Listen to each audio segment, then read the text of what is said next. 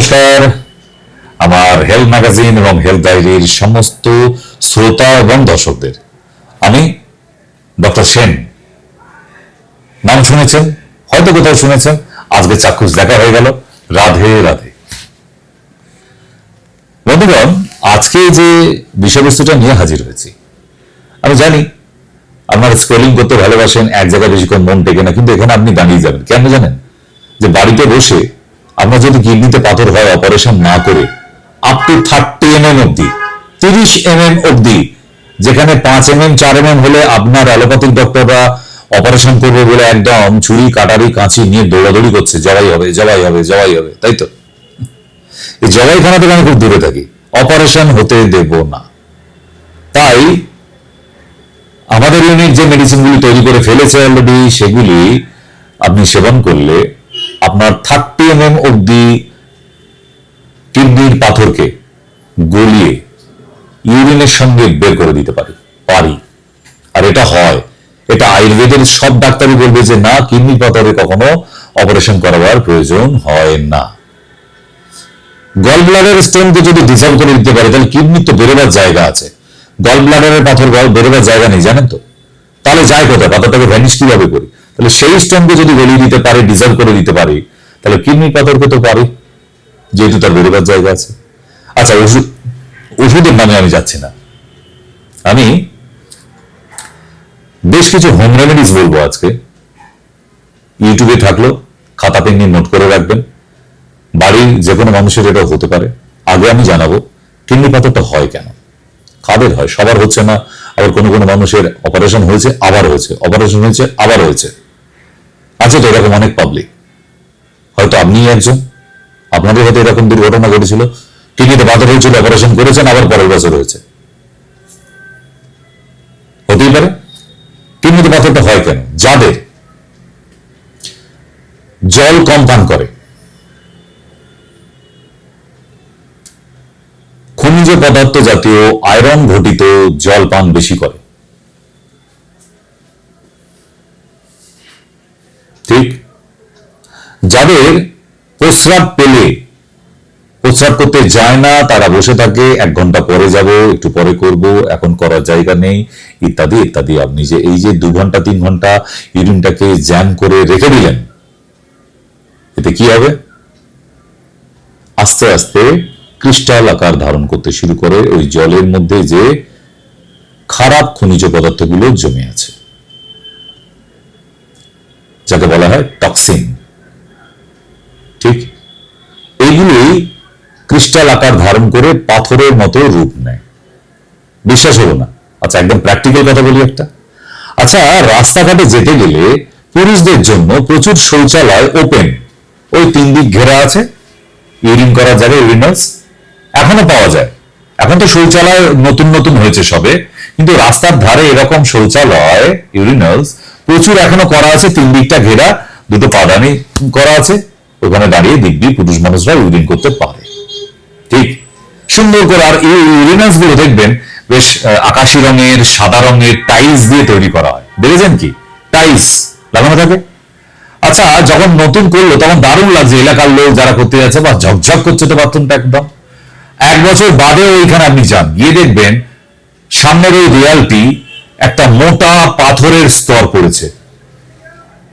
আশেপাশের লোককে জিজ্ঞেস করুন, কেউ কি সিমেন্ট বালি এনে লাগিয়ে দিয়ে গেছে?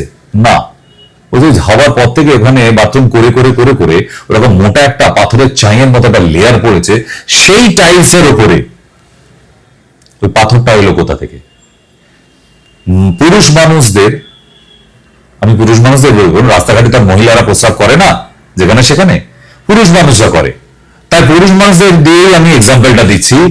এই ইউরিনের মধ্যে প্রচুর টক্সিন জাতীয় এবং আয়রন ঘটিত পদার্থ থাকে, যেগুলো ধীরে ধীরে জমাট বাঁধতে থাকে এবং ইউরিনের সঙ্গে বেরিয়ে যায়। আপনি যে দেওয়ালে প্রতিদিন ওই একটা দেওয়ালের মধ্যে আপনি ইউরিন করুন, দেখবেন ওটা 1 বছরের মধ্যে একটা মোটা লেয়ার পড়ে যাচ্ছে। কেন? আপনার ইউরিনের মধ্যেই ওই মেটেরিয়ালসটা ছিল, দেওয়ালে লেগে লেগে, দেওয়ালে লেগে লেগে প্রথমে দেওয়ালের কালারটা চেঞ্জ হয়েছে, তাহলে প্রথমে একটুখানি কালচে হয়েছে, তারপর আস্তে আস্তে একদম পাহাড়ের পাথরের মতো ধারণ করেছে। ওটাই আপনার কিডনির মধ্যে পাথর আকারে জমে। যারা জল কম পান করে এবং যারা প্রস্রাব পেলে প্রস্রাব করতে যায় না। কি কান গরম হয়ে যাচ্ছে তো? আরে এখন কান গরম করার কিছু নেই। আমি তো এখনো আসেনি মূল পর্বে যে বাড়িতে বসে ডাক্তারের কাছে যেতে হবে না কি করে পাথরকে বের করে ফেলা যায়। আমাদের সমাজের মধ্যে একটি গাছ আছে, যে গাছটির নাম পাথরকুচি। নাম শুনেছেন? ছোটবেলায় আমরা ক্লাস 5-6 এই পাথরকুচি পাতা নিয়ে খুব খেলা করতাম। কেউ বইয়ের মধ্যে রাখতাম, কেউ বিছানার নিচে রেখে দিতাম, কেউ তাকের মধ্যে গিয়ে রেখে দিতাম, কেউ টেবিলের মধ্যে রেখে দিতাম, কেউ মাটিতে ফেলে রাখতাম। আর খালি রোজ গিয়ে দেখতাম শিকড় বেরিয়েছে, শিকড় বেরিয়েছে। 15 থেকে 1 মাস 30 দিনের পর ওই বইয়ের মধ্যে রেখে দেওয়া বইয়ের পাতাটা খুললে দেখা যাবে তার পাতাটি ধার দিয়ে 4-5 জায়গা থেকে এরকম গুচ্ছ শেকড় বেরিয়েছে এবং ছোট ছোট পাতা তৈরি হচ্ছে। তাহলে বুঝতে পারছেন যে ওই পাতাটার ক্ষমতা কত। আচ্ছা, এর নাম পাথরকুচি হলো কেন? পাথরকুচি হলো কেন? তাকে তো ল্যাভেন্ডার, ধৃতরাষ্ট্র, দ্রোণাচার্য কিছু একটা নাম দিতে পারতো, কারণ অর্জুন গাছ আছে যেরকম। পারতো তো, দেওয়া হয়নি কেন? কারণ আমাদের বৈদিক মতে যে পাতা, যে গাছ যে কাজ করে তাকে সেই নামই দেওয়া হয়েছিল সেই 5000 সাল বছর আগে বৈদিক যুগে। তাহলে এই পাতাটা পাথরকুচি নাম দেওয়া হয়েছে এই জন্যই যে মানব দেহে যেখানে যেখানে পাথর তৈরি হবে, এই পাথরের রস যদি সে প্রতিদিন সকালবেলা 1 গ্লাস জলের সাথে একটি পাতার রস পান করে, তার শরীরে পাথরকে ডিসলভ করে দেয়। ক্লিয়ার হলো? আমি একদম বৈদিক মতে বলছি।